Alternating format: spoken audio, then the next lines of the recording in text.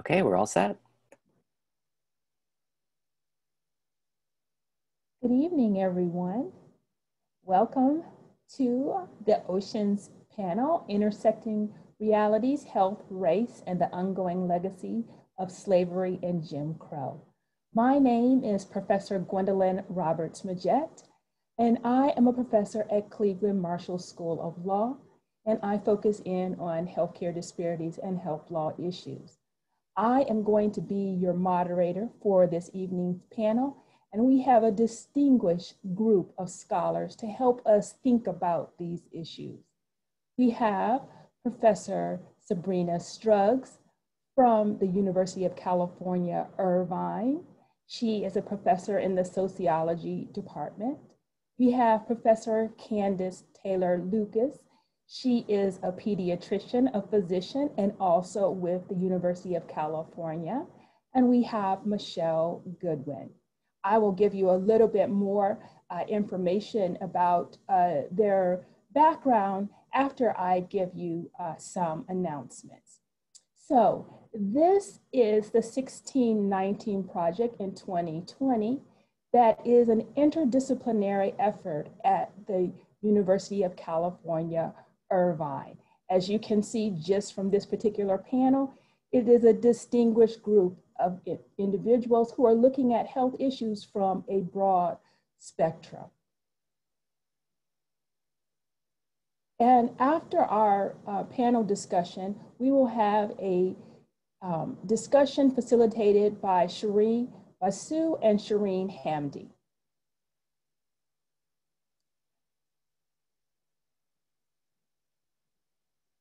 I'd also like to thank some of the co-sponsors, and you can see that on this slide. There are many co-sponsors and I would just like to highlight a few, in particular, the School of Humanities that created this initiative and the Center for Medical Humanities. And Dr. Lucas is affiliated with that center.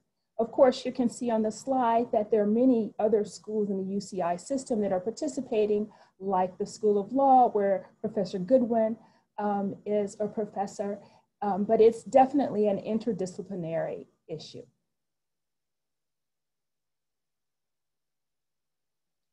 One other thing that was not posted that I was asked to give you a heads up about is that Nicole Hannah-Jones, the journalist with the New York Times that created this event, will be speaking at the end of the month on October 29th.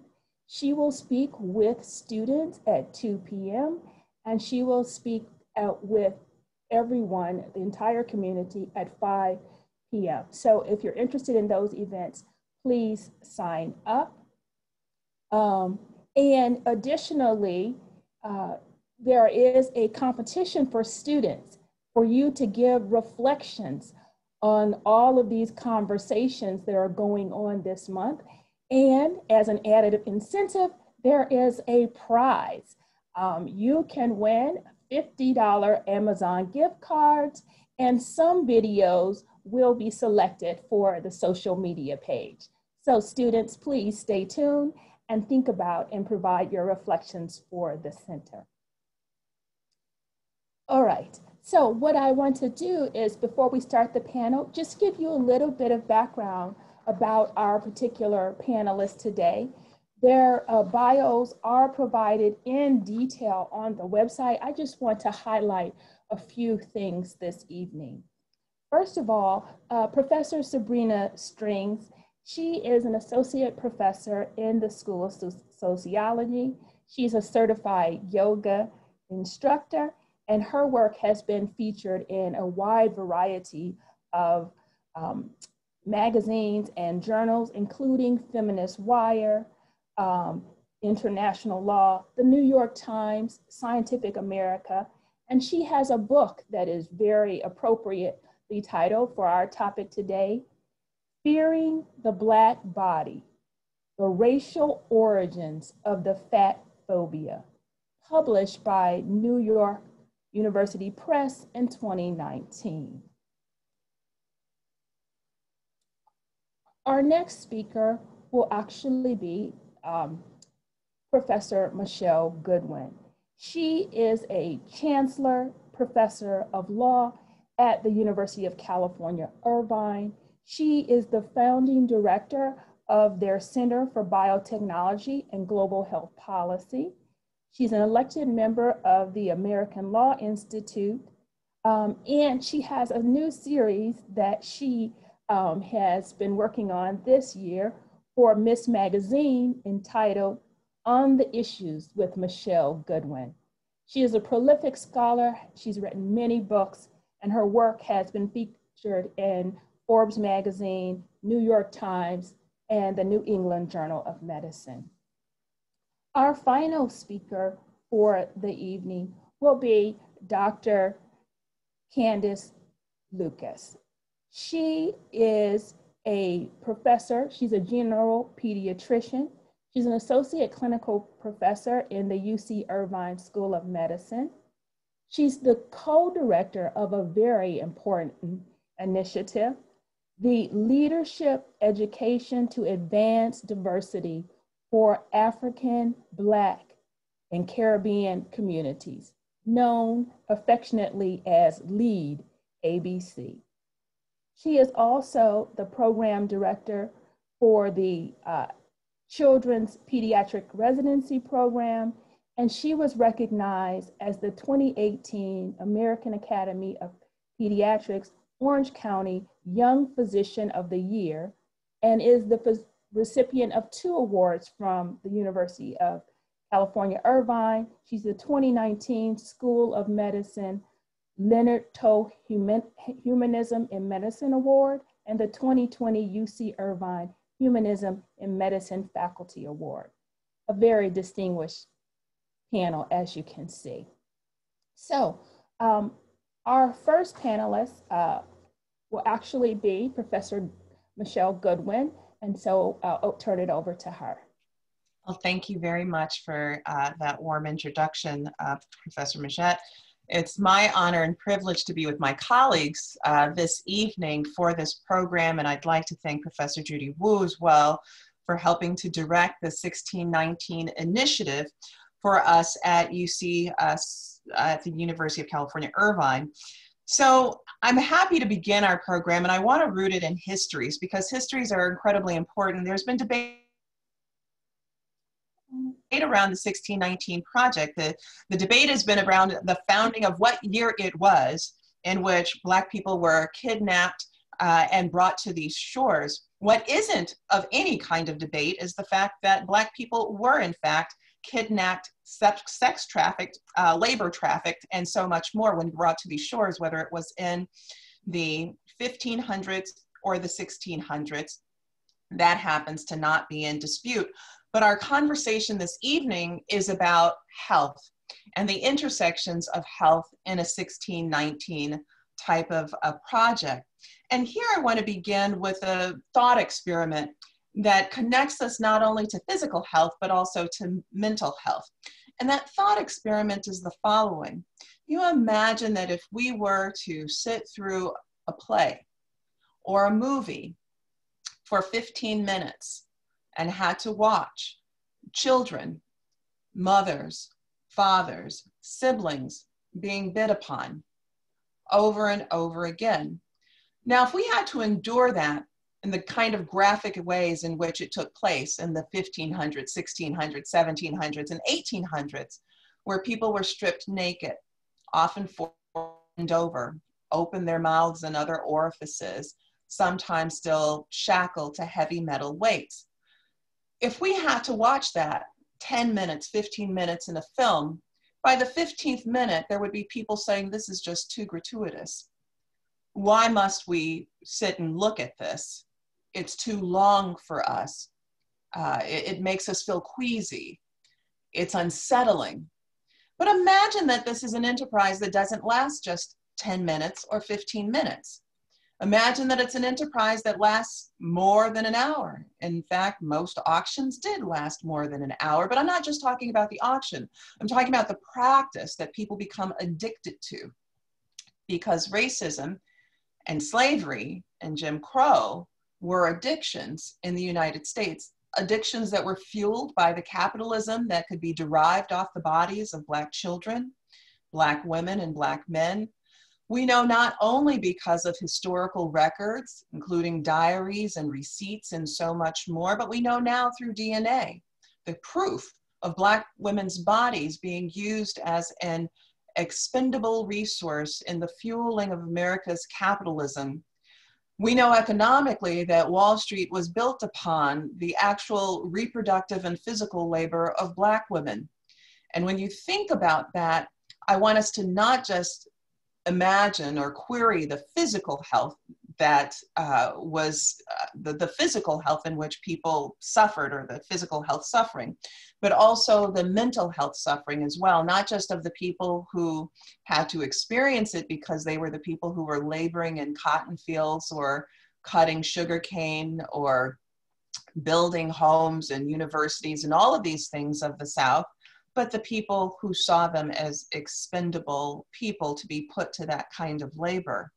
And I think of Sojourner Truth, and I want to bring her to mind in this talk, because in her famous iteration, often known as the "Ain't I a Woman" speech, many people recall it for chivalry. And in fact, she does speak to how Black women are not accorded the kinds of courtesies that white women were provided, such as anybody opening a carriage door for them, or such as anybody putting anything down in order for their ankles to not get wet or somehow harmed in mud and so forth. And it's ironic what else is missed in her speech, even by feminists, because Sojourner Truth also said, "And I bore 13 children, and nearly each one snatched from my arms. And nobody heard my cry but God. Ain't I a woman?" And you see, the very foundations of what was built upon in this nation was, in fact, exactly that. And if we want to think about what health means, of course, health is wrapped in someone being put out to labor reproductively and the sexual exploitation that is experienced upon their bodies. And then, of course, there's the intersection in the ways in which laws, the very earliest laws in the United States, related exactly to this, exactly to the conditions of looking past the rapes and subordination that Black women would experience, because amongst the very first American laws were those that suggested, in fact, more than suggested, that explicitly stated that the child of enslaved persons would take the status of their mother. And you see, then that becomes a very easy system then to further build capital off of the sexual assault and the rapes of Black women. And you can also see the capital that's generated from this very prurient type of enterprise. And I speak to this history because this is a history that's often hidden from view. In fact, if we just take a moment to think about Monticello and think about Sally Hemings and Thomas Jefferson, we can see how this history is not only hidden, but literally papered over. Sally Hemings, being the 13-year-old who was the half-sister of Thomas Jefferson's wife, was taken with him to France. He later sired 6 of her children at least. And later, the very bedroom that she had, which was next to his, and ironically also windowless, It's very interesting for a man who loved windows. Hers was a cavern that had no windows, and later on was literally papered over and turned into a men's bathroom. Perhaps that reflects just how seriously we've taken the experiences of Black women, their physical health, and their mental health.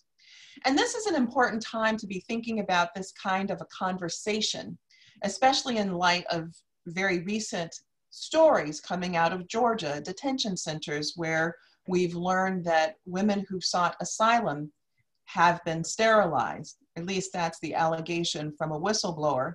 But before we go there, I would be remiss if I didn't speak about Dr. Marion Sims and the enterprise that we find ourselves in now in the wake of Justice Ruth Bader Ginsburg's passing. That is to say, there's considerable controversy right now over questions of abortion and even contraceptive health care. But what most people don't know is that abortion and also contraception were not legal questions in the United States from its foundation. The Pilgrims practiced abortion and contraception. These became questions for law and for medicine around the time of the Civil War.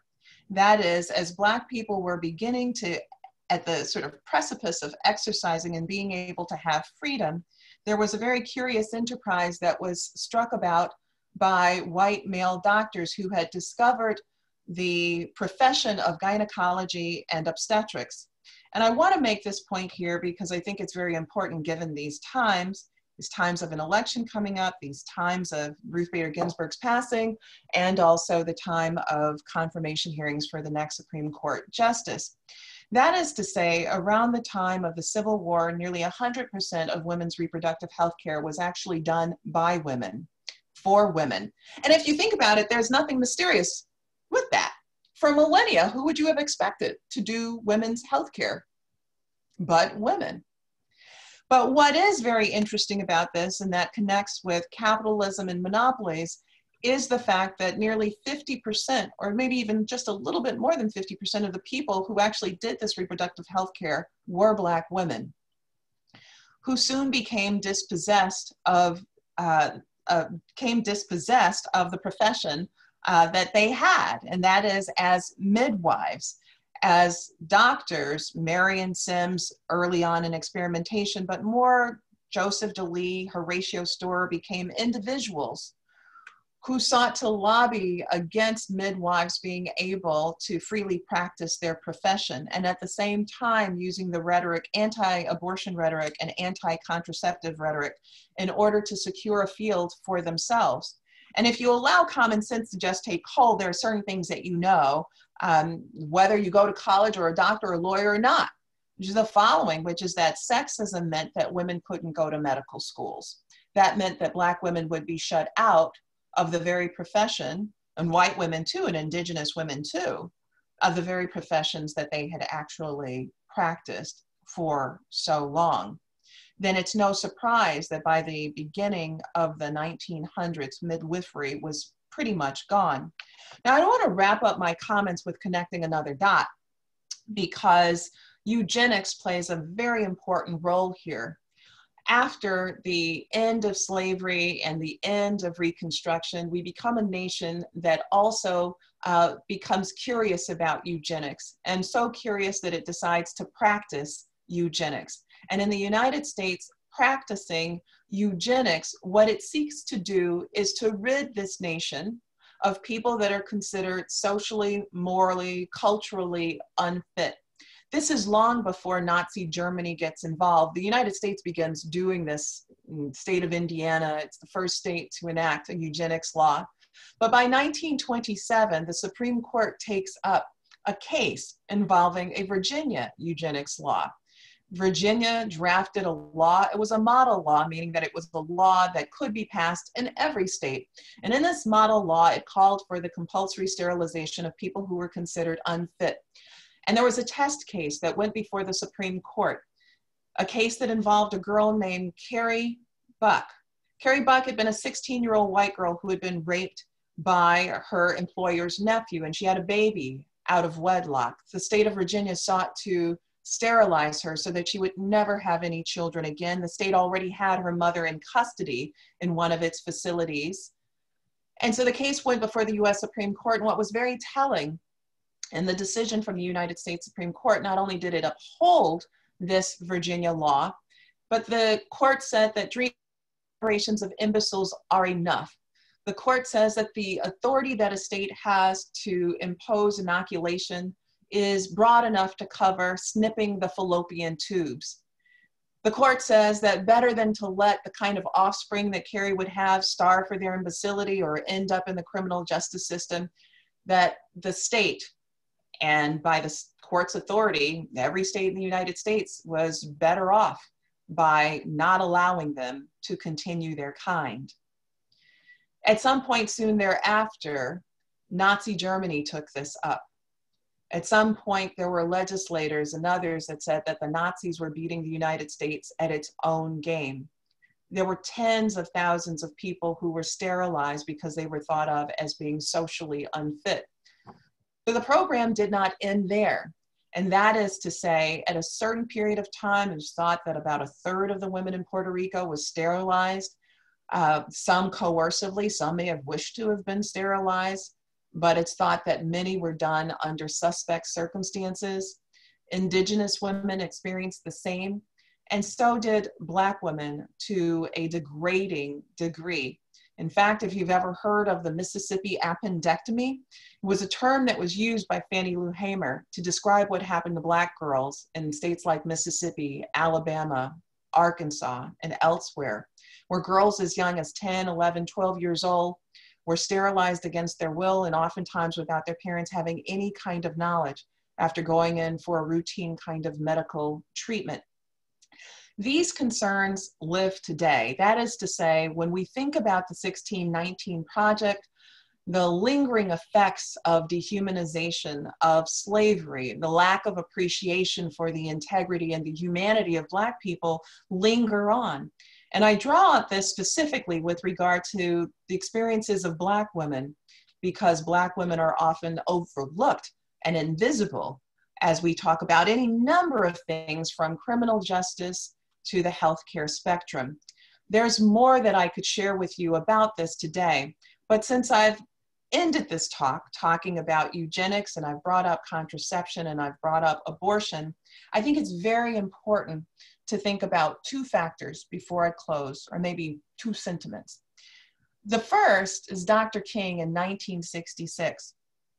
In a speech that he gave, he mentioned that of all of the injustices that exist in the United States, inequity, inequality in healthcare, he thought was the most inhumane, the most inhuman. That same year, he was asked, why was it that he was talking about these kinds of issues and more? And he said, I refuse to segregate my moral concerns. I find that really important in these times. And the final bit that I'll add, which also comes from Dr. King and relates to contraception and more, relates to a speech that he wrote upon receiving an award from Planned Parenthood in 1966. In this speech, Dr. King said that it was important to recognize the intersection of the women's rights movement and the civil rights movement. And he said, because what was normal and typical of an agrarian economy where a person might have 10 kids, that could not be sustained in an urban environment where you had poor Black women moving into cities and where they would have multiple kids living in one room or two rooms. He said that that was cruel to impose that kind of lifehood on Black women. There's far more for us to unpack and to lift up in these times related to Black women, their autonomy, their independence, their privacy. That all relates to the intersections between law and health. And I welcome any questions that you have at the end of this program. And with that, I'll turn it over to my colleagues.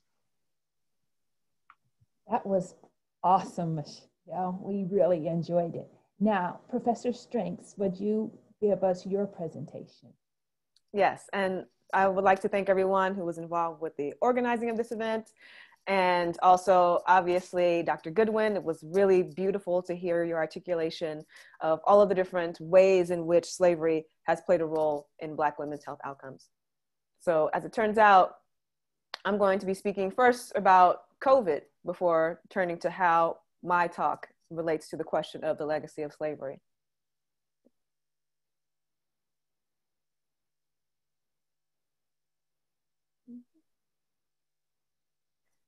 So if Ryan can help me with the screen share function.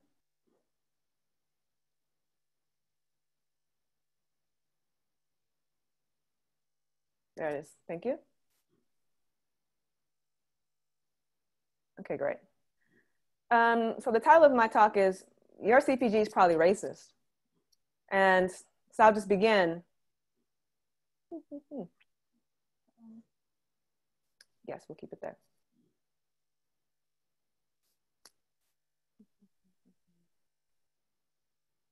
Okay, looks like I have to share it selectively. Okay. So first of all, we all know that COVID has disrupted many things. For me, one of the things COVID has messed around with is my ability to see my primary care physician. So sometime this summer, she changed offices. I could not find her. I needed to get lab work and approval to work with a specialist on a tight schedule, and doctors were limiting the number of patients they were seeing due to COVID. So I chose the next available appointment with any physician. Let me say now that my primary care physician is a white woman. She is caring and considerate. However, the new white woman physician they gave me an appointment with was the opposite of those things. Within a few minutes of being in the room with her, I felt like the interaction was toxic. She was not listening to the things I was telling her. She was dismissive of my concerns. At a certain point, I asked her if she was willing to explain something, and she hit me with the patronizing sentiment, medical doctors receive years of training that enable them to understand these things. So in other words, someone who was not a physician could not possibly grok the specificities of their own medical care. Despite my reservations in receiving care from her, I stayed on for the physical and the blood work. When the results came back, I received a message that my white blood cell count was too low. So the doctor thought that this result, along with my elevated cholesterol, showed that I needed to change my lifestyle. So she gave me a lot of dietary advice and a lot of lifestyle coaching. And again, I've only met this woman once. She wanted to bring my results within the quote, normal range. Okay? And in her infinite and paternalistic wisdom, she proceeded to cancel my appointment with a specialist and attempt to put me on a regimen that she thought was right for me. Now, of course, the problem with all of this is that she was misinterpreting my results. When I was finally able to get another appointment with my actual primary care doctor, she was confused by this huffy doctor's assessments.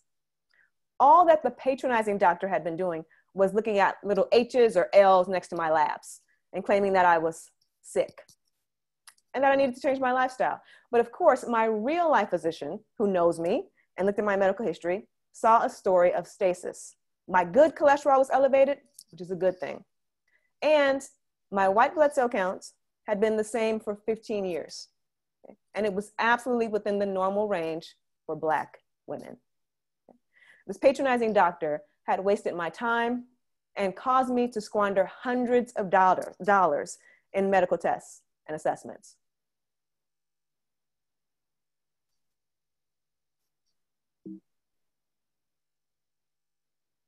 So you can see that I was absolutely outraged, that I was hit with the same kind of medical bias in my own dealings with this new doctor that I study, which is that we create these problematic norms and then we apply them to populations who were not originally involved with the studies that led to their creation. Here's a prime example of what I was going through, okay? It's a well-known and well-documented fact amongst medical researchers that white blood cell count can vary by ethnicity.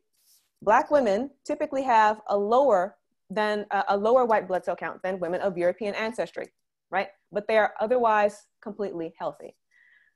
However, part of the problem that I was experiencing is that, well, as a physician, perhaps she wasn't up to date on the medical research, which is this well-established fact, right? But there's actually a more insidious problem, which is that clinical research is overwhelmingly white.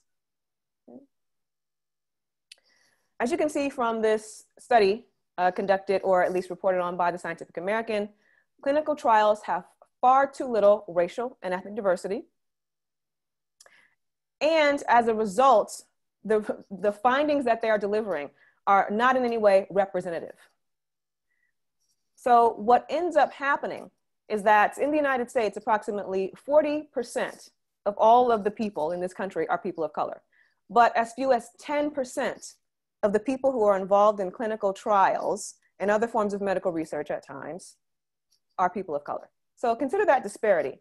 We are using data overwhelmingly from white populations and attempting to extrapolate to all of the United States various guidelines for what is normal. And we can understand in that way that what we are seeing is not what is normal, but what is normative based on European individuals.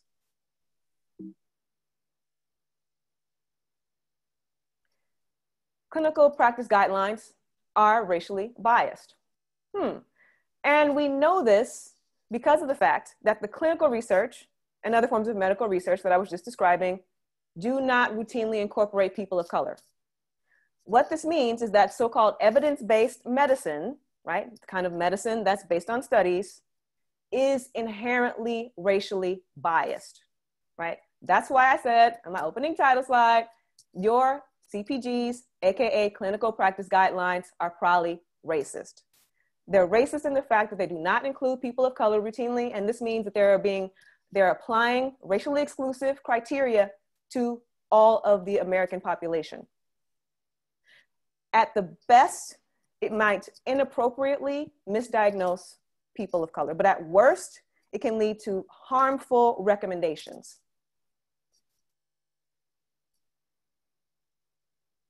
And finally, biomedicine is individualizing.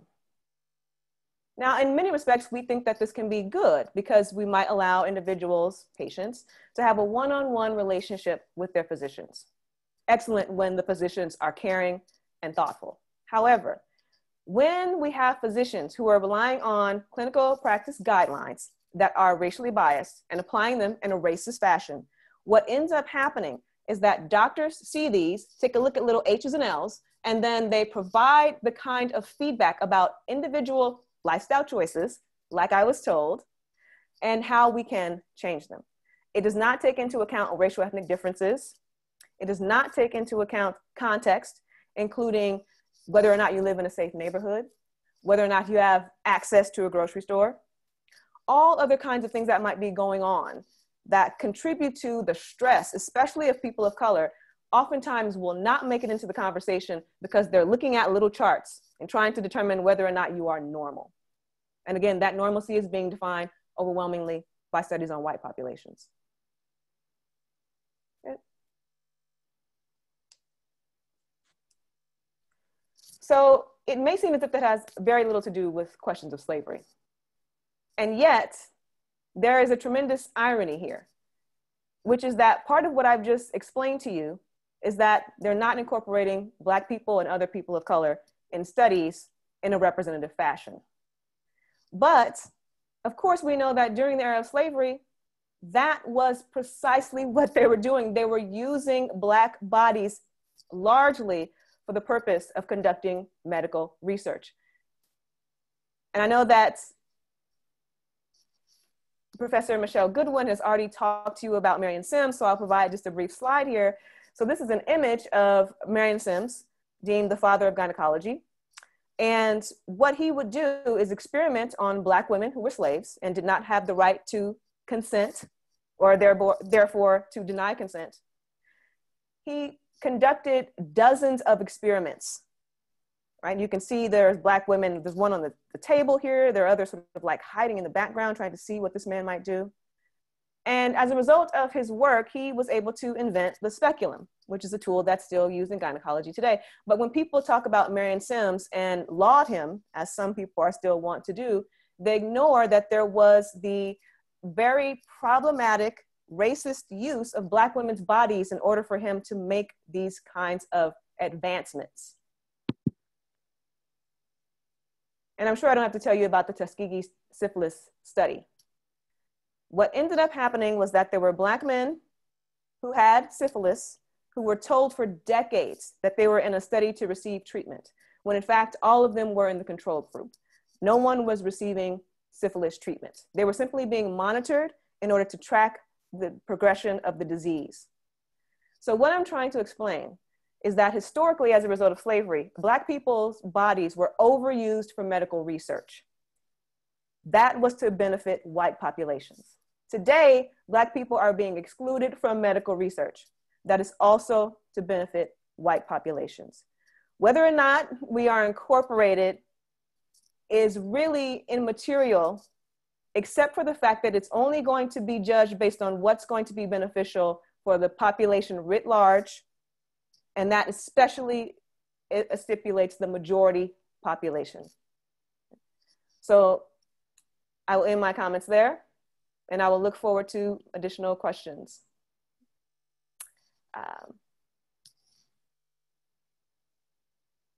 Thank you. Thank you for Professor Strings. Professor Lucas, you're up next.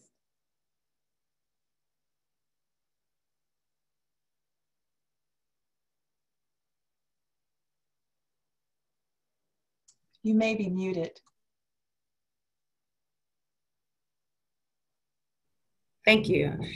I just was stating I am just so grounded. It is such an honor to be a participant and a panelist.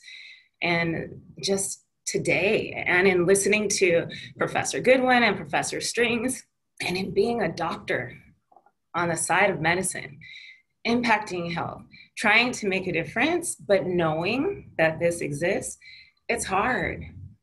But being able to learn from such excellent and elegant women who are here on this campus at UCI and are amongst other Black faculty that are just phenomenal is so encouraging.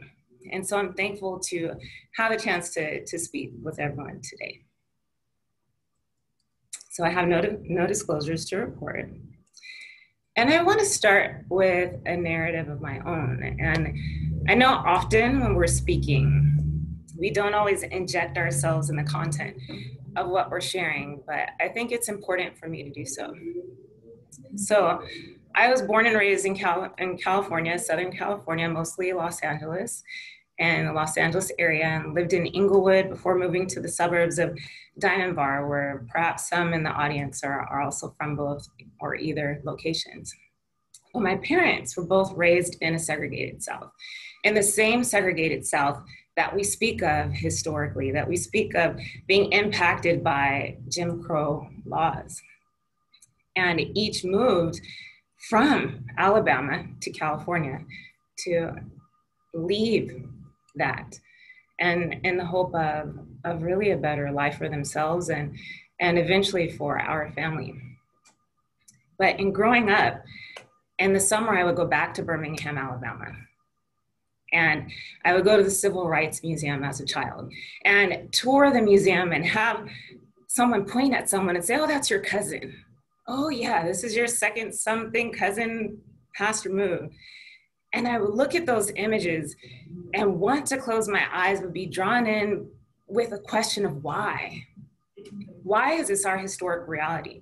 Why was this something that people that I am related to had to endure? Why is this something that is real? It's not just history. The intersection of it being a historic narrative that was a part of perhaps what some look at as happening in the past was injected into my personal narrative and my life. And it impacted the lives of those that I love. And it still does. And it impacts my patients. And I reflect on the faces of these 4 young girls. As a pediatrician, in my mind, when I look at them, I think of their potential, who they could have become. They could have been mothers. They could have been professors. They could have been mentors for me. But they're not here. Their lives were taken because of hate that existed and manifested in the form of a bomb while they were in a church in Birmingham, Alabama, the city where my parents were raised, the same church that my cousin got married in. So I step back and I think about my personal roots. I think about the health narratives of my family. I think about the health narrative that Professor Strings just shared, my personal health narratives, and the fact that we often say that Black people are prone to hypertension, diabetes. And I've had multiple immediate and extended family members who have suffered negative health issues and who have navigated health issues, including diabetes, hypertension, high cholesterol, and autoimmune disease, who have navigated physicians questioning their low white blood cell count. And in thinking about that and reflecting on that,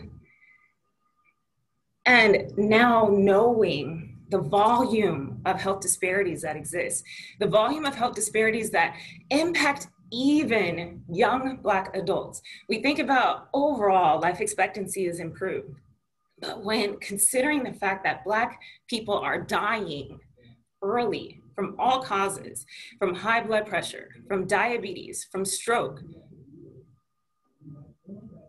it's staggering. When I was 12 years old, a nurse, a public health nurse, came to our home, and she checked my father's blood pressure. She looked at him and checked it again.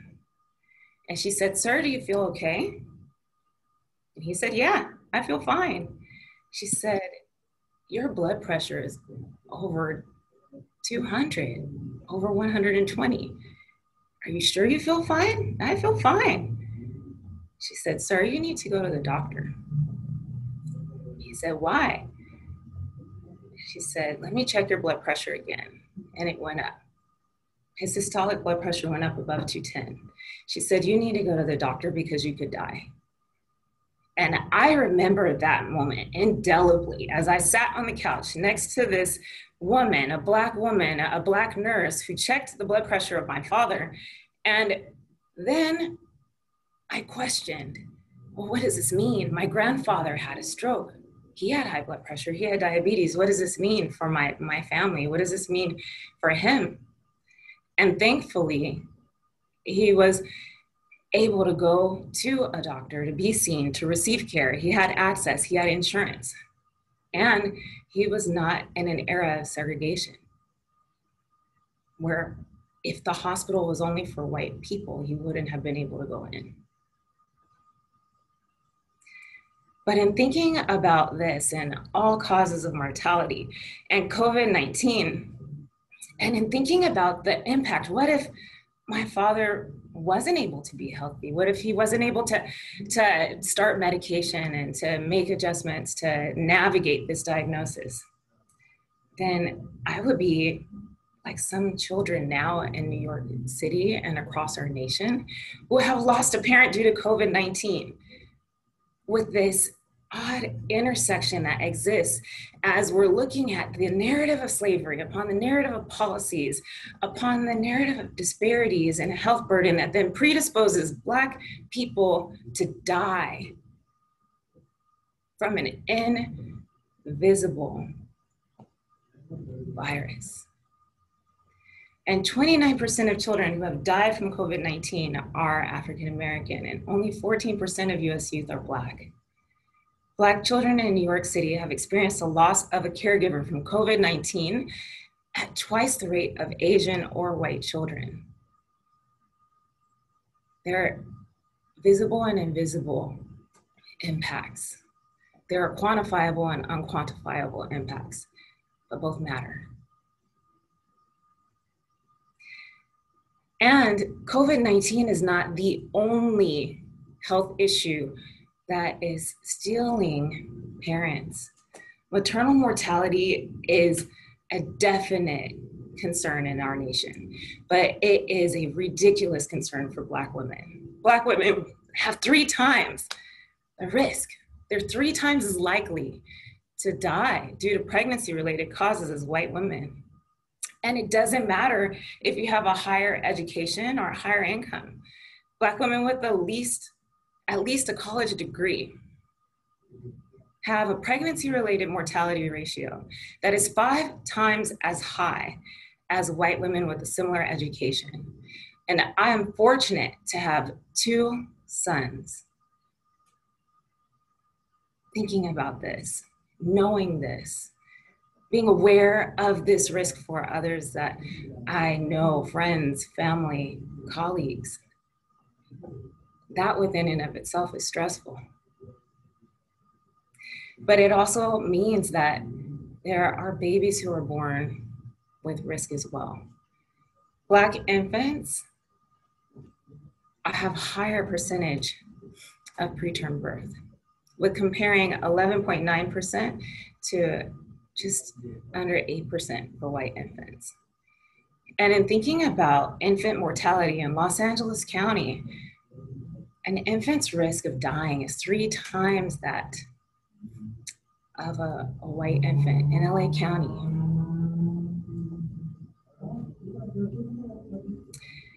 And when thinking about the roots of our disease, and in leaning on the content that was so perfectly presented by Professor Goodwin and Professor Strings, the disparities that we see are reflective of legacies of slavery. And yet the disparity between Black and white infant deaths today, it's actually greater than it was under antebellum slavery. How proud can we be about this fact? We can't. And demographers are estimating that in 1850, enslaved infants died before 1 year of age at a rate of 1.6 times higher than that of white infants. And in Los Angeles County, it's 3 times. Dr. Uche Blastock was an academic physician. She's now a founder and CEO of a program called Advancing Health Equity. She stated, the greatest health threat is the expansive reach of racism in Black communities. Multiple barriers prevent Black people from attaining their highest health potential, ranging from the chronic stresses of everyday racism, the lack of health insurance, inability to access care, and then interfacing with a healthcare system founded on structural racism. Dr. Rebecca Lee Crumpler became the first Black woman in the United States to earn a medical degree. She primarily worked with poor people, and she addressed women and infants' health. And she challenged the pervasive prejudice and bias and just the policies that served as barriers, that were concrete barriers, preventing African Americans from pursuing careers in medicine as a doctor. And she is the first African American, female or male, to publish a medical book. And it spoke to similar issues of infant mortality at that time. But what she did was she helped to begin to shape what a doctor looks like. A doctor can look like me. A doctor can look like these lovely physicians on this page. It can look like our panelists. We know that having minorities as physicians makes a difference. Black men with a minority as their doctor, having a Black doctor led to more effective care. Even in the face of the broad disparities that I was speaking about, and recognition of the fact that Black men had the lowest life expectancy of any demographic group, the simple fact that minority physicians can impact health is important to consider, but only 3.6% of US doctors are Black. Minority patients benefit from minority doctors with demonstrated improvements in participatory decision-making and medication adherence and patient satisfaction. But they also face a minority tax or a cultural tax that introduces additional responsibilities that are heavily placed on minority faculty to achieve diversity for a system that was built on structural racism. and taxation does not equal representation. There's been limited change over the prior 20 years in faculty who are underrepresented in medicine, and only 6% of faculty in the US medical schools are Black, Hispanic, or Native American. And less than 1% of US medical school faculty are at the professor level. And this is in 2019. When considering the challenges to recruitment and retention of Black physicians in academia and thinking about the broad implications of what that means for when communities in need of health, facing a risk of increased health disparities, are in need of care, we have to think about institutionalized racism and the fact that Black people did not have access to become a physician. There were barriers, the same Jim Crow barriers that applied to health systems and to education broadly, applied to education for Black scholars and blocked them from becoming physicians, even though they were excellent. And the historic barriers that have been discussed were broken down in part by policies. And voting matters. Our political representation matters. And it can have a lasting impact. But before I close, I really want to pause and just celebrate the fact that I'm hopeful. Dr. Rhea Boyd is a phenomenal scholar at UCSF, an advocate, and she's also a pediatrician. And she was really pushing and to think beyond just presenting health disparities. We need to think about new standards for publishing on health inequities. We have to consider the impact of racism. We have to consider how to assess it. We have to make sure we're doing so adequately and effectively. And yes, we need to make sure that Black communities are engaged and able to participate in research in a manner that fosters trust, that celebrates our history and acknowledges our value. Another aspect that introduces hope is the fact that just as recent as August, San Francisco issued a health equity resolution that stated that structural racism impacts health. And that this long-term stress that comes from this needs to be addressed. We need to do this in our county. We need to do this in our city. We need to do this broadly. But mostly I want to share some faces that make me smile. And you can see our lead ABC scholars. On this side, you'll see the faces of our first year students and the leadership education to advance diversity for African, Black, and Caribbean communities. Our inaugural cohort is on the right, and it is so exciting to know that we have a program that exists here that has the potential to produce physician leaders who understand, who get it, who are Black or who are allies, who can be like that white doctor that carried for Professor Strings that she went back to saying, please listen to me. The other doctor didn't understand. And that excites me. And this is here because Orange County is impacted by anti-Black racism. Anti-Black racism is a health issue in our county. And our scholars are addressing this in such a beautiful way and creating health information that you can access with this QRS code here now, and creating videos that celebrate and acknowledge the health narratives of Black people in our community. And their leaders, making a difference one step at a time, one word at a time.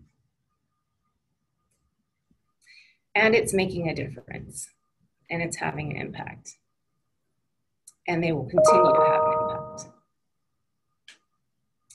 And programs like this don't exist in isolation. In order to maintain support to combat the minority tax, community is needed. Community engagement is needed. And it is critical to receive support. And we're fortunate to be supported by our humanities faculty here at UC Irvine, by faculty in the School of Nursing and Public Health, and by mentors and physicians in the School of Medicine here at UC Irvine Health. And I just say thank you for your time. Thank you for the opportunity to be on this panel, and please make a difference. Thank you, Dr. Lucas. That was awesome. Okay, and so we have several questions from the audience. So what I would like to do is start posing some of those questions to our panelists. One question that we received directed to Professor Goodwin is for us to get a better understanding of how central racial slavery was to Nazism. And thinking of, can you say more about how our addiction to slavery and controlling Black women's reproduction muscled women out of reproductive health? I'm happy to. So the question is incredibly important. And let me just go back to Dr. Marion Sims. He was considered the father of gynecology. In New York City, there was a statue of him in Central Park up until very recently. It was in his own autobiography where he spoke about what he would do to the enslaved Black women that he kept in a shed at the back of his house, how he would get an epiphany in the middle of the night and wake them up and begin lacerating into their bodies, cutting into their uteruses, stitching, doing all of this without providing them any aid of anesthesia.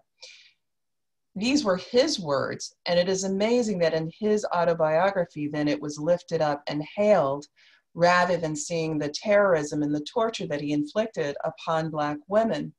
But the normalcy of this, I think, is what's really important for us to understand, the normalcy of these, of not only these actions, but also the social conditioning that would lead people to see the terrorism and the torture inflicted upon Black people and their bodies and think very little of it. If you read Isabel Wilkerson's Caste, this is the follow-on to The Warmth of Other Suns, what you come to see is a stitching together of a broader global narrative that the United States extended out into the world. And that is to say that the United States provided a platform in many ways for the Nazis in Germany. After all, they did in fact adopt a model of that Virginia law that the United States Supreme Court upheld. And so you see, when Nazi Germans wanted to figure out how they could inflict a system in Germany that would look like the US system of Jim Crow, they could look to us. And what did they find? They found things that we have been very resistant to acknowledging on our own. But let me just give you an example. We understand that Black people are over-policed in the United States. Over-policed, over-surveilled. This leads to gross disparities in the school-to-prison pipeline, gross disparities in who's suspended at schools, who's expelled from schools, gross disparities in terms of who are the people who happen to be arrested, the people who happen to be searched, the people who happen to stay long times behind bars.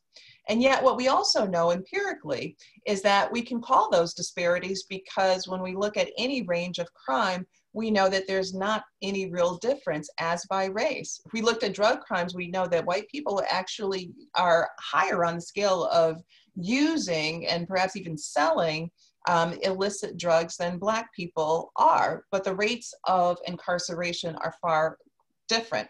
So how does this relate to the question that has been asked? Well, it relates in the following way. Do you think about Jim Crow as an enterprise of creating a rhetoric, creating propaganda about Black people? Well, what kind of rhetoric and propaganda was propagated during Jim Crow? Well, two are very easy to come to mind, but there are myriad others, right? The laziness of Black people, right? That Black people are just so slothful, just so lazy, don't want to take care of themselves, never can, right? This is what we live with. Now I ask you to think about slavery. Now, I've read numerous records and accounts of slavery. You all probably have too. But you know, slavery would have never lasted as long as it did if Black people had actually been lazy, right? There are no diary accounts, no books about, oh, the Black people are just so lazy in the cotton fields that white people have to pick their own cotton. That we have to hire white people from Chicago and Pennsylvania and Delaware to come on down to Mississippi, Alabama, Arkansas, Texas, Louisiana, because Black people are just so lazy. Of course that didn't exist, but that was the rhetoric post-slavery, right? You need something to justify the next level of inhumanity. The same is true with Black men being predatory, right? It's a narrative that is extended throughout the last century and into this one. You got to really police Black men because they're just so predatory. They have rape in their veins. And then again, you can look at hundreds of years of slavery in the United States, all the diaries, all the books, and you find no accounts of white men just having to sit on their porches with rifles because the Black men who are enslaved are just coming after their daughters, coming after their wives. There are no accounts of, oh my gosh, the Black men are just raping up a storm. None. This is how rhetoric, right? This is how propaganda gets started. And we can see much of this with the film Birth of a Nation, which was based on a book that did this, a film that was shown at the White House by President Woodrow Wilson, to the horror of groups that were civil liberties and civil rights groups. There's more that I could say about this, but when you think about the propaganda of the Jim Crow era, that Black people are uneducable, that Black people are lazy, that Black people just don't want to do work, Black men are rapists, Black people are criminal, it actually doesn't hold up. We can see the fictionalized accounts of that used to then justify and legitimize the horrors that were inflicted upon Black children, Black women, and Black men, including lynchings, denying them education, denying them proper opportunities to live where they wanted to live, denying them opportunities to be accommodated, denying them opportunities to use restrooms, denying them the opportunity to sit in comfort on trains and buses, and so much more. So this is what Nazi Germany picked up so well from the United States. And this is why it was that so many fought so hard through the civil rights movement to disentangle that fiction from the true facts of Black people's humanity. I have another question that I'm going to combine that was submitted, having to do with research. So one question is, can you comment and provide insight into the current political climate and its impact on people of color, COVID-19, and the intersectionality between the two?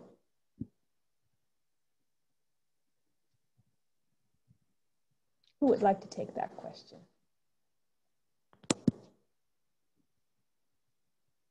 No takers? I'm happy to speak to it too. I was thinking that in general, it's just one, a necessary question. And it heavily leans on a lot of the narratives that were described by Professor Strings. And it also leans on our current environment, period. And at present, there's layers. So there's diverse layers where there's the aspect of just visibility and consideration and accountability for being intentional and making sure that we're outreaching and partnering with Black communities, Black patients, Black advocates, nonprofit organizations, and really combating the bias and that comes from academic centers and the belief of, like, I've got an idea, I want to study this, and I need to make sure I'm looking at this question and evaluating this question, and kind of having that thought and all of those and those processes that come with that thought unchecked. And then consistently trying to do what I'll describe, a term I'll use that Professor Willoughby Herrard shared with me before, just continuing to try to dip from a well that can run dry.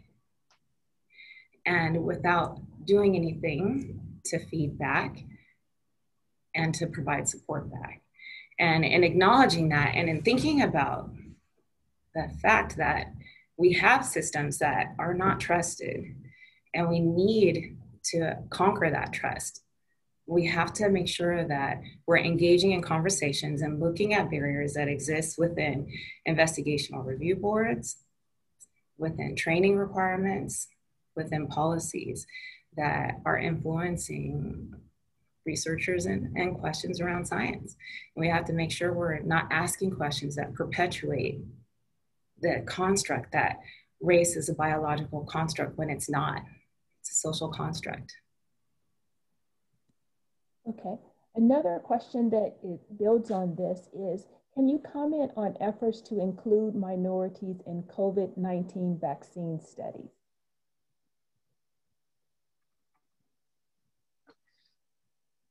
Well, I will take on that one and just encourage everyone to join us on October the 30th, 2020, for a Cornell Law Review Symposium that tackles women at the front line, COVID-19 and beyond, where we will have someone from a law practice who works with federal agencies, as well as a scholar of technology and law, speaking directly to these issues. The truth of it is that we have historically failed to engage Black people in ethical ways in clinical trials and studies. It's not that Black people haven't been in clinical trials and studies. Sometimes they've been the unwitting participants, as we've heard from Professor Strings. And that's been in prisons and in Tuskegee syphilis study and so much more. There are efforts underway to recognize this history of exclusion and to do a better job with that. I will just make one quick point, which is that our colleagues Shireen and Sri will be coming on to engage also in another level of questions too, but I'll leave it right there for my co-panelists to also address. If I can also just add one other component that I do want to make sure we mention. A lot of the time in public health spheres, we'll hear that a community is smaller in representation. And in being smaller in representation, we just don't have that population to study. We don't have that in Orange County. Our population in Orange County is small, it's less than 2%. How are we supposed to do studies with Black communities in Orange County? And we have to hold ourselves accountable as scientists, as researchers asking that question, to make sure that we find a way. And in studying and making sure that the studies about COVID-19 are effective in addressing communities broadly, we have to find a way. Okay. I have another question that I want to ask, and then I will turn it over to our post-conversation facilitators. And this question is to you, Dr. Lucas. It is a question asking, do you have thoughts about strategic options to bring more Black people into the medical profession as physicians? Or do you think that it would be better to decenter the primacy of the physician, meaning think about other types of healthcare providers and make them a priority in distributing care? I think it's a mix of both. And I don't mean to answer that in a way that diminishes the weight or value of that question, but I definitely think that we need to have representation. Representation is needed to be able to shift the minds of systems that have been influenced by systemic racism, to really identify and call out policies that are incorrect, to look at algorithms that lean on race as a biologic construct and to change that. And it's critical that that happens. And there's data to demonstrate that we need to effectively identify how best to optimize our recruitment and retention of Black physicians in academic settings and broadly, with a recognition of the fact that Black doctors are serving Black communities. And in saying that, I think it's important for us to not devalue the healthcare team broadly. And doctors are not able to change health in isolation. Health is not determined in a small, brief clinical encounter. There are social determinants of health, biases, racism, all of this influences health. And in partnering in diverse ways and broad ways, and in optimizing healthcare providers, including midwives and nurses, including health advocates, that's how we'll be able to make a greater change. But we can't deny or ignore the fact that individuals within our communities are first line agents, and patients are advocates and know their bodies better than we do as their doctors. All right. So I'll ask one more question and then I will turn it over. And the other question that was presented is, can you explain how race is a social construct, not a biological fact? I feel like I can take that one on. So race is a concept that was invented in the 17th century. And it was invented by a Frenchman who happened to be a doctor, but nevertheless did not perform these kinds of genetic studies to be able to suggest that race could be biological. In fact, what he was arguing was that race is geographical, that there are certain places where we have certain types of people. And in his conception, there were 5 races based on geographic location. After his original report, which by the way, was created as part of a project to argue that there are, quote, natural slaves, right? So this is the height of the slave trade we're talking about. And we have a white man who was a doctor going, but there's geographic differences and we'll call those race, and some races are natural slaves. So then in the subsequent 2 centuries, many different theorists, most of whom were not doctors, inserted themselves to suggest that, okay, well, maybe there aren't 5 races, maybe there's like 15, 20 races, 53 races. I mean, it got to be absurd, and it still is in many respects. But the point is that the construction of race as a category had nothing to do with any biological studies. It was done by people who were looking at geographic location, and were keeping an eye on the question of slavery, and were trying to find ways to justify ongoing enslavement. Thank you. Okay, so Professor Handy and Professor Basu, they are our post-discussion facilitators, and we would like for everyone to continue our conversation for another, I think about 18 minutes. So I'll turn it over to them. Thank you so much, everyone. I'm really happy to serve as discussant. Thanks so much, Professor Majette, for doing such a fabulous job so far. I'll add on to that last question, Professor Strings, and also maybe bring in Dr. Taylor Lucas about, because the questioner who asked about race as a social construct is also responding to Professor Strings' first person narrative about Black women having lower white blood cell counts than white women. And I know this is something that I struggle with teaching the students when we look at, higher rates of hypertension among African Americans, all of the social determinants of health, because we're trained to think of society and biology as distinct. We don't realize that the social inequalities themselves are what produce these biological health different outcomes. And I think people who have such a resistance to that idea end up thinking the opposite, the earlier racist ideas that Professor Strings was just mentioning, that the reason why we see health disparities, like for example with COVID, is because there's an originary racial biological inferiority among people of color. And so I think my question is for both of you, how, especially Dr. Lucas in the medical school setting, how do you really get students to recognize that we can see health differences and biological differences like the one that Professor Strings talked about without reifying those troubling tropes of biological racial inferiority? That is just a fabulous question. And it's something that we have recently been wrestling with actually since the death of George Floyd in a more visible way.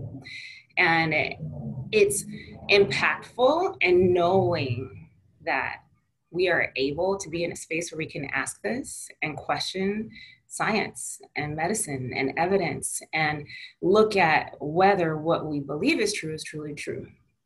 And so to answer the question, the main thing that I, in trying to tease this out myself, I lean in on is Dr. Kamara Jones' definition of race. And she is someone who is just an advocate and champion and family medicine physician who speaks to this and really explains that race is not a biological construct. It's a social construct that really captures the narrative and history of bias and prejudice and actually saps us of human resources because it's distracting us. It's taking up our time, it's taking up of our effort, it's sapping us of our energy and our strength, and that takes a toll on our bodies, and it has an intergenerational toll that impacts us over time.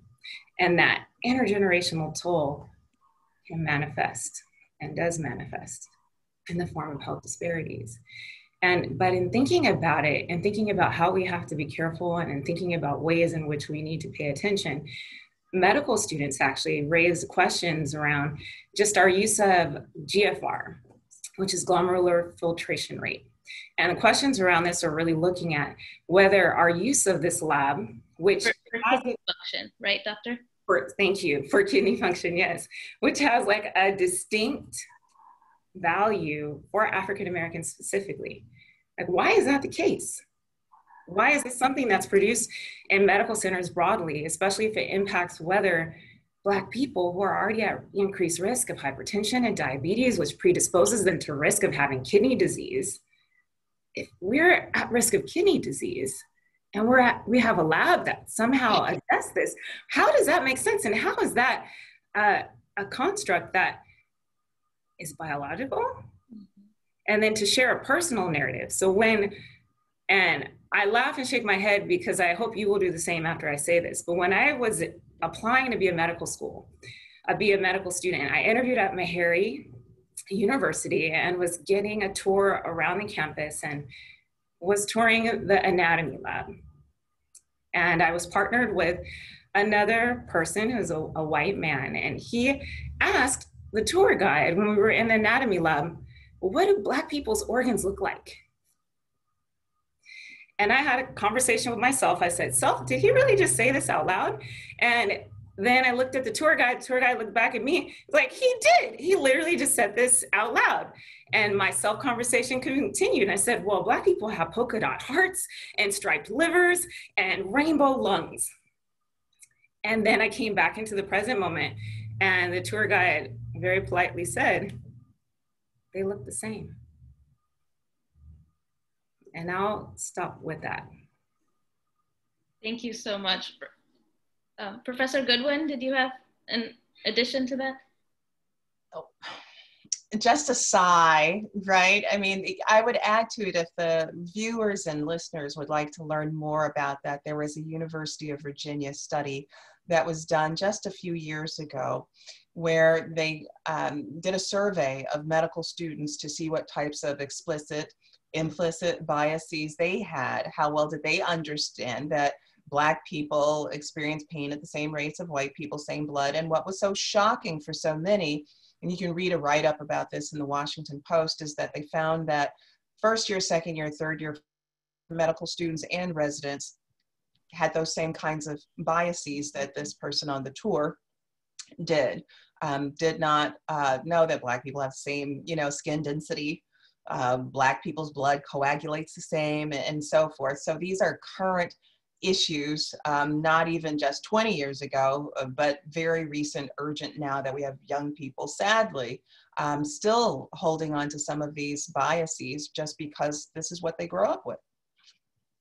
And might we say, if we were to come back to Professor String's lower white blood cell count, might we say that this might indeed be generations worth of social differencing? We don't know, but the problem at that point is medicalizing or pathologizing something that people are capable of living healthy, fully functioning lives with and have for a long period of time. Is that Professor Strings what you think the problem there would be? I think it's a complicated issue, and because of the way in which people of color are often treated in medical research, we don't have sufficient information. But what I was able to track down in my research, because I became intensely interested in this, was that there's something called the DARC. Let me see if I can get the terminology correct here. It's called the Duffy antigen receptor for chemokines, or maybe chemokines. But in any event, it seems to be common in people of African descent.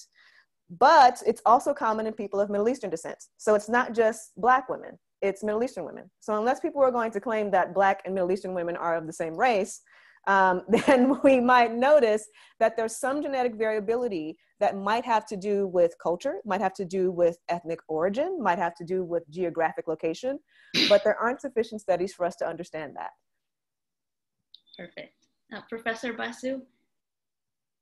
Yeah, so I was actually supposed to field questions as well, but there was a technical glitch which works favorably for me because now I get to ask a question. So my question is really for Professor Goodwin, and coming from the discipline that I do, which is English, I was especially interested in what you said about the intersections between cultural rhetorics, medical discourse, and race. And I was wondering whether you could tell us a little bit about the term pre-existing condition and whether that itself has a kind of racialized history or racialized epistemology, because it's always leveraged in a particular sort of way.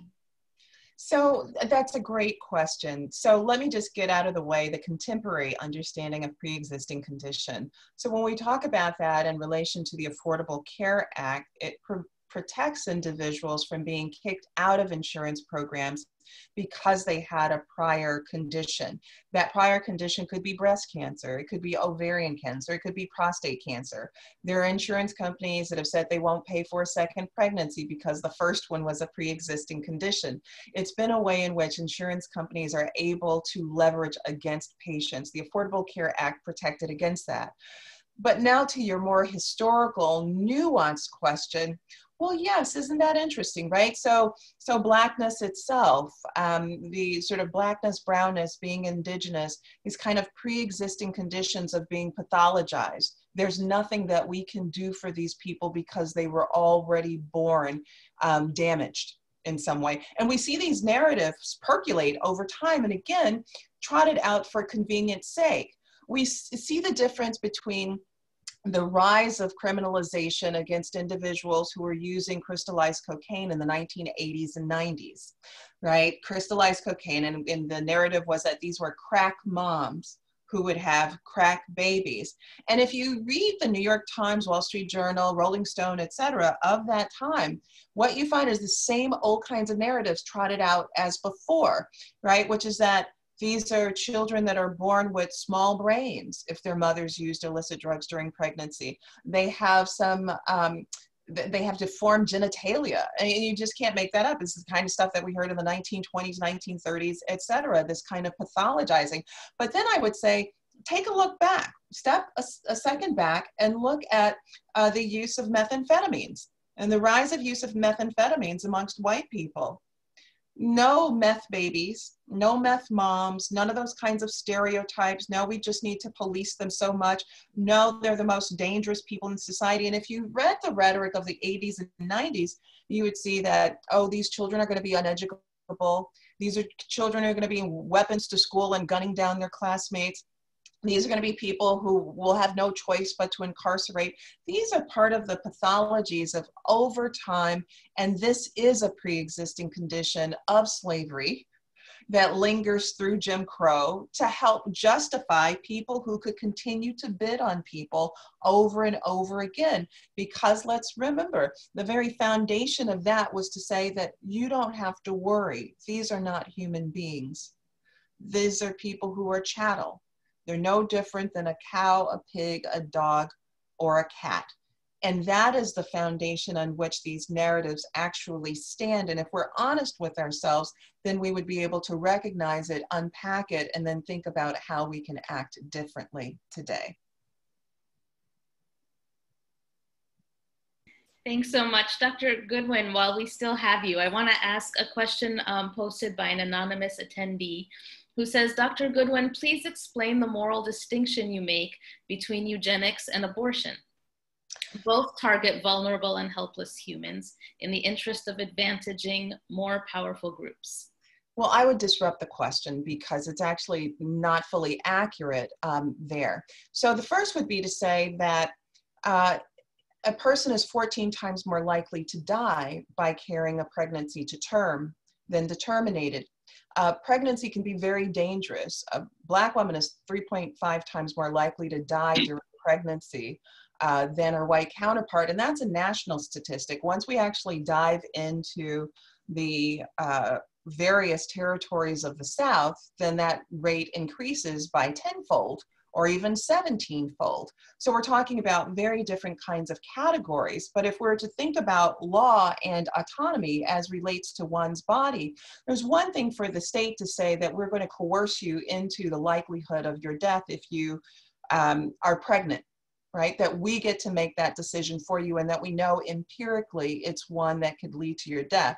The United States rates about 50th, 51st in the developed world in terms of maternal health and safety. It's actually safer to have a pregnancy in Saudi Arabia, a place where women just were permitted to drive just a couple years ago, or in Bosnia, a place that was war-torn where genocide took place, than in the United States. Texas and Louisiana are considered the deadliest places in the developed world for a person to give birth. So that's important to know as just a foundation. And the question ultimately is, who gets to decide? Do Black women get to decide matters of their own reproductive health or not? And when we say that that control is taken away from Black women, this places us back into the moral framework of slavery, which is a time in which Black women had no control over their reproductive destinies or future. And that really is the question of this time. When we think about eugenics as a platform that was imposed on Black women, not a matter of Black women's choice, whether or not they would choose to become pregnant or not. Now, I am a mom. I love my daughter so, so very dearly. But the truth of it is, no matter how much I love my daughter, the backdrop of how this country treats Black women during their pregnancies is altogether something far different. And just as we've heard already this evening, in our country, the wealthiest of Black women and the most educated of Black women are not spared the risks to their health, sadly, when it comes to their pregnancies. And there'd be far more that I can answer about that. And if this anonymous person would like to read my research, they can find it online quite easily. Thank you so much, Professor Goodwin. I'm gonna ask a question. I'll read aloud from Hamza Siddiqui, who says, I know that the Flexner report played a large role in decimating HBCUs that could have been a force for greater representation for Black physicians. Further, I understand that the AMA has typically played a historically active and complicit role in maintaining racial divisions.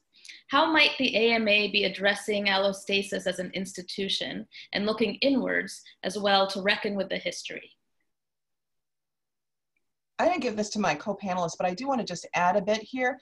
The American Medical Association actively lobbied for the closure of Black medical schools. And they justified it saying, well, they admit women. This is part of that reproductive history story. There was just significant campaigning to keep women out of medicine and to keep them out of reproductive health care. And that's just one slice of it. And I'll turn it over to my colleagues. Professor Majette, would you like to respond to this question?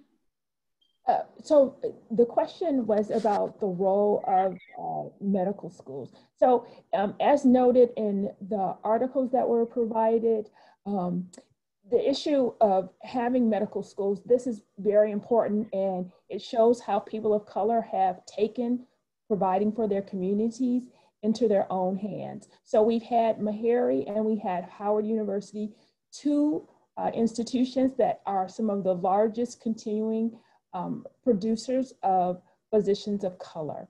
In addition to that particular point, as we move forward in time, we know about the National Medical Association, the role that they played in helping to continue with medical schools, medical training of physicians, and being a counterweight to the American Medical Association. And for many years, the American Medical Association was not supportive or encouraging, which is why we created our own organizations. But I will say today, moving forward in time, the American Medical Association has created certain committees and initiatives to try to improve the number of physicians of color.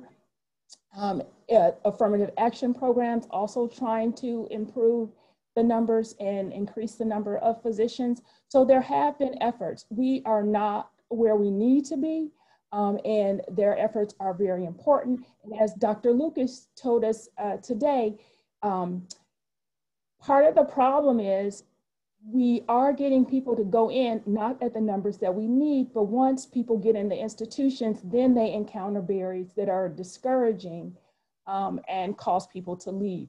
So it's not simply that we need to have efforts to try to get students in, but we also need to make sure that we have efforts that continue along that pipeline, residencies, and the practice of the profession, and actually staying in academic medicine.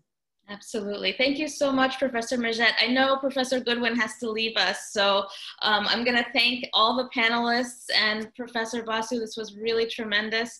Of course, a huge thanks to Professor Judy Wu for pulling this all together. It's taken so much hard work, and I just keep getting more and more out of these webinars. So also stay tuned and continue to attend our 1619 events. Thank you so much, everyone. Thank you. Thank you. All our panelists can leave, but we do want to encourage people to complete the census and vote.